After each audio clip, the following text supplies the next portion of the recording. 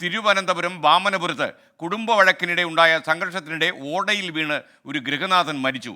വാമനപുരം അമ്പലമുക്ക് സ്വദേശി സുധാകരനാണ് മരിച്ചത്. സുധാകരൻ്റെ 3 മക്കളെ വെഞ്ഞാറമൂട് പോലീസ് കസ്റ്റഡിയിൽ എടുത്തു കഴിഞ്ഞു. സലിം മാലിക് വീണ്ടും ചേരുന്നു ലേറ്റസ്റ്റ് അപ്ഡേറ്റ്സുമായി. സലിം മാലിക്, വളരെ നിർഭാഗ്യകരമായ ഒരു സംഭവമാണല്ലോ അമ്പലമുക്കിൽ ഉണ്ടായിരിക്കുന്നത്, വിവരങ്ങൾ പറയൂ. എസ്കേൻ, ഇന്നലെ രാത്രി 10 മണിയോടെയാണ് ഈ സംഭവം ഉണ്ടായത്. അമ്പലമുക്ക് ഗാന്ധി നഗറിലുള്ള വീട്ടിൽ വെച്ചായിരുന്നു ഈ സംഭവം ഉണ്ടായത്.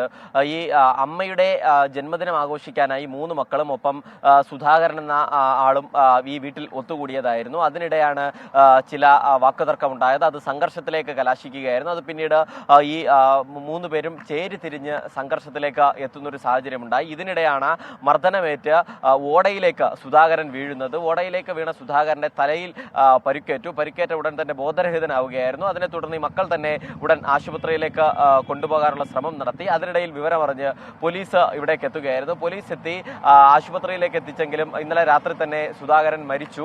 അതിനു പിന്നാലെ വെഞ്ഞാറമൂട് പോലീസ് കേസെടുത്ത് അന്വേഷണം ആരംഭിച്ചു. ഈ 3 മക്കളെയും കസ്റ്റഡിയിൽ എടുത്തിട്ടുണ്ട്. പോലീസ് പ്രധാനമായും അന്വേഷിക്കുന്നത് ഇതൊരു അപകട മരണം, അതായത് ഒരു സംഘർഷത്തിനിടെ അറിയാതെ പറ്റിയ കയ്യബദ്ധമാണോ, അതല്ല അതിന് പിന്നിൽ എന്തെങ്കിലും ഗൂഢാലോചന ഉണ്ടോ എന്നുള്ള കാര്യങ്ങൾ ഉൾപ്പെടെ പോലീസ് പരിശോധിക്കുന്നുണ്ട്.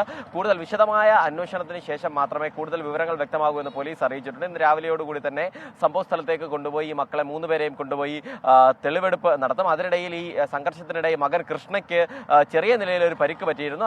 കൃഷ്ണയെ കാര്യമായിട്ടുള്ള സ്വകാര്യ ആശുപത്രിയിൽ പ്രവേശിപ്പിച്ച് ചികിത്സ നൽകിയ ശേഷമാണ് കസ്റ്റഡിയിൽ എടുത്തിരിക്കുന്നത്. മറ്റ് വിവരങ്ങളൊക്കെ പോലീസ് ഈ തെളിവെടുപ്പിന് ശേഷമാകും പുറത്തുവിടുക. എസ്കേൻ.